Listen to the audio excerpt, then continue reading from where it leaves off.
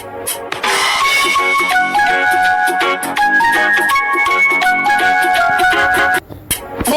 बच्चों, हाथी आया, साथ में अपना बच्चा लाया।